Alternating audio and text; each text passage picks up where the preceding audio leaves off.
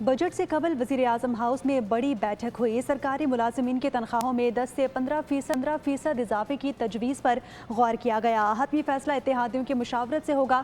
دوسری جانب FBR نے تاجروں کے لیے 1% فکسڈ ٹیکس اسکیم متعارف کرانے کی تیاری کر لی ہے۔ نئے سال کا بجٹ سر پر آتے ہی وزیر اعظم ہاؤس میں اہم بیٹھک۔ سرکاری ملازمین کی تنخواہوں اور پنشن میں اضافے پر غور۔ بجٹ مشاورت میں تنخواہوں میں 10 سے 15% اضافے کی تجویز تو سامنے آئی، مگر حتمی فیصلہ وزیر اعظم اتحادیوں کو اعتماد میں لے کر کریں گے۔ دوسری جانب FBR نے کہا کہ فکس ٹیکس اسکیم سے 50 ارب روپے کی آمدن متوقع ہے۔ 1% فکس ٹیکس سالانہ فروخت کے حساب سے عائد کیا جائے۔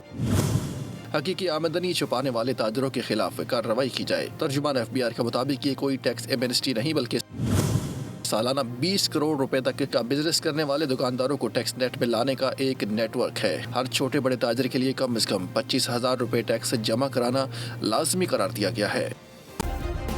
سبسکرائب کریں اور بیل دبائیں تاکہ کوئی خبر رہ نہ جائے۔